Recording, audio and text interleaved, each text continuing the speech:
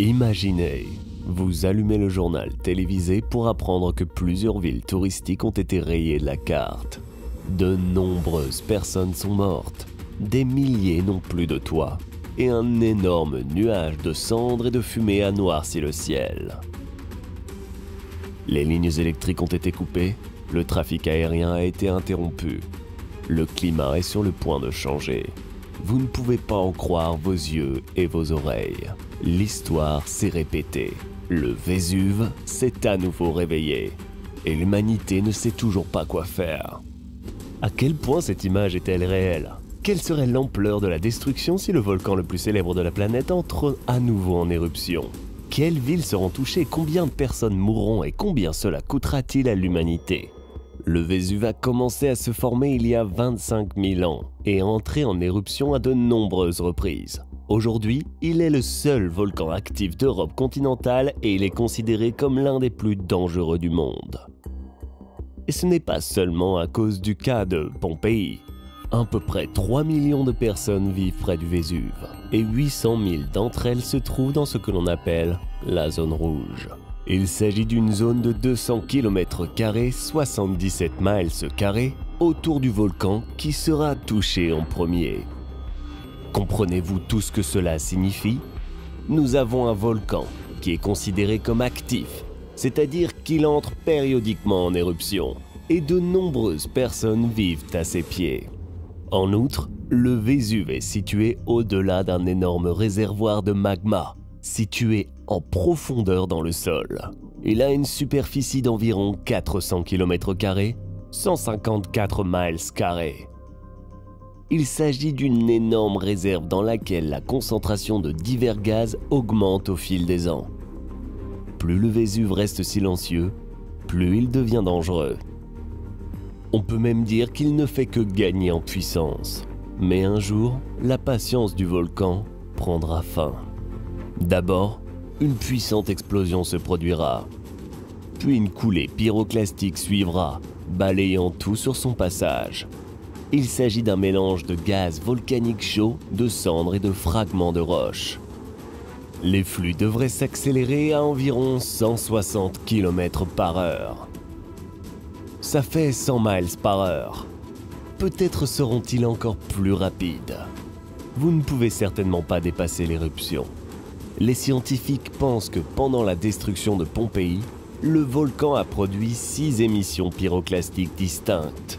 La zone qui serait immédiatement touchée pourrait donc être énorme.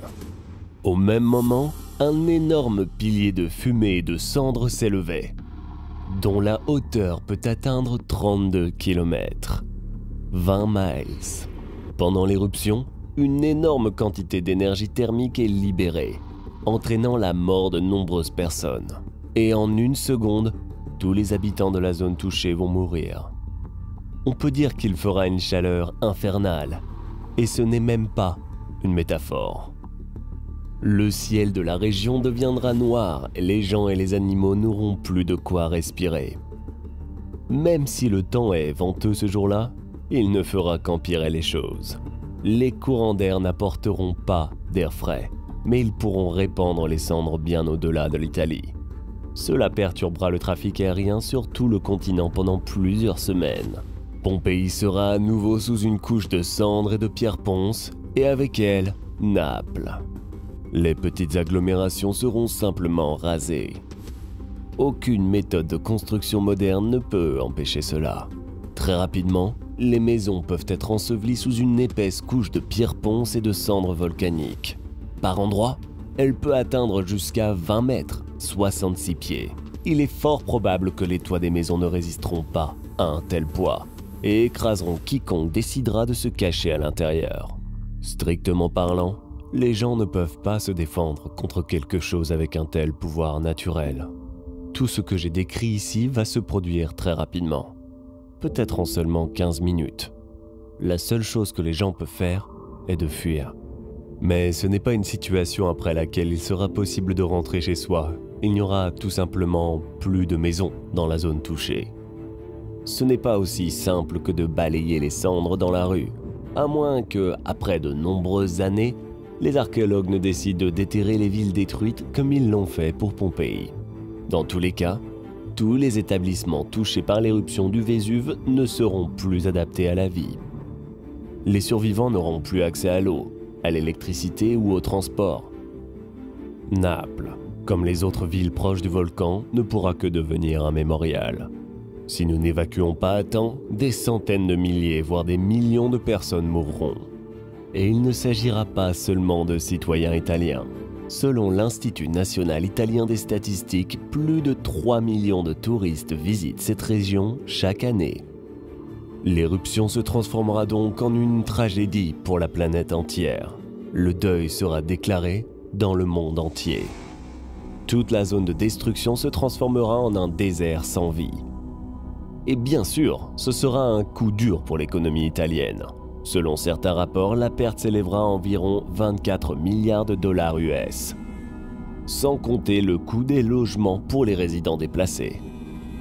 Mais les habitants sont prêts pour une puissante éruption. Du moins, ils pensent qu'ils sont prêts. Les scientifiques surveillent l'activité du Vésuve 24 heures sur 24, 7 jours sur 7, toutes les semaines. Ils font tout ce qu'ils peuvent pour prédire une catastrophe. Comme je l'ai dit au début, la zone la plus dangereuse près du volcan est la zone rouge. Il sera presque impossible de survivre ici. Par conséquent, lorsque le Vésuve entrera à nouveau en éruption, le gouvernement italien procédera à une évacuation d'urgence. Le plan prévoit l'utilisation de bus et de voitures, mais les trains et les bateaux pourraient être aussi nécessaires pour respecter les délais. En 72 heures, la zone rouge devrait être complètement évacuée. C'est assez délicat, trop de gens y vivent. Et ce ne sont pas des militaires qui sont en état d'alerte permanent. Cependant, la situation est maintenant bien meilleure qu'avant. Les données de 2003 semblaient décevantes. Il faudrait au moins 2 semaines pour évacuer 800 000 civils. Si nous réduisons la population, nous pourrions le faire en 8 jours. Mais il est peu probable que le Vésuve attende aussi longtemps. Vous vous dites probablement pourquoi s'installer si près du volcan. Oui, ce serait plus facile si les gens restaient loin de celui-ci. Les autorités italiennes tentent activement de réduire la population près du Vésuve, en démolissant les bâtiments illégaux et en créant un parc national autour du volcan. À partir de 2004, le gouvernement a développé un programme de paiement à la population. 46 000 dollars américains peuvent être reçus pour chaque résident local qui accepte de quitter la zone rouge. Mais ils ne sont pas nombreux à vouloir le faire. Cependant, il y a une chose plus terrible que l'éruption du Vésuve. Les champs Phlegréens, c'est un supervolcan situé à l'ouest de Naples. Il est composé de 24 cratères dont la plupart sont sous l'eau. La dernière fois que le volcan est entré en éruption, on était au XVIe siècle. Mais encore plus tôt, ce sont les champs Phlegréens ainsi que quelques autres volcans qui ont provoqué une telle catastrophe qui a entraîné la disparition des Néandertaliens. On pense que des fragments de lave de ce volcan se sont même envolés jusqu'au Groenland. Imaginez ce qui se passerait si les champs Phlegréens se réveillaient aujourd'hui alors que la densité de population de la Terre est beaucoup plus élevée. Si une telle chose se produit réellement, l'éruption du Vésuve semblera n'être qu'une petite nuisance en comparaison. Bien qu'à l'époque, en 79 après JC, elle faisait encore un bruit incroyable. Pendant son explosion, au moins 100 000 fois plus d'énergie thermique a été libérée que lors des bombardements d'Hiroshima et de Nagasaki. Sous une couche de cendres et de débris volcaniques, non seulement Pompéi, mais aussi Herculanum et quelques autres agglomérations autour du Vésuve ont été ensevelies. Pendant l'éruption, les températures près du Vésuve pouvaient atteindre 500 degrés Celsius, 932 degrés Fahrenheit. Selon des sources ouvertes, c'était suffisant pour tuer des personnes en une fraction de seconde. La température était si élevée que tous les fluides corporels et les tissus du corps des victimes se sont tout simplement évaporés. Imaginez maintenant que quelque chose de similaire puisse se produire dans le monde moderne, si des mesures ne sont pas prises. Je ne le souhaiterais pas même à mon pire ennemi. Si tu veux connaître les conséquences de l'éruption d'autres volcans à notre époque, écris-le dans les commentaires. Aime cette vidéo et n'oublie pas de t'abonner à la chaîne si tu n'as pas encore fait. Clique rapidement sur la cloche pour recevoir des notifications de nouvelles vidéos intéressantes qui t'attendent à l'avance.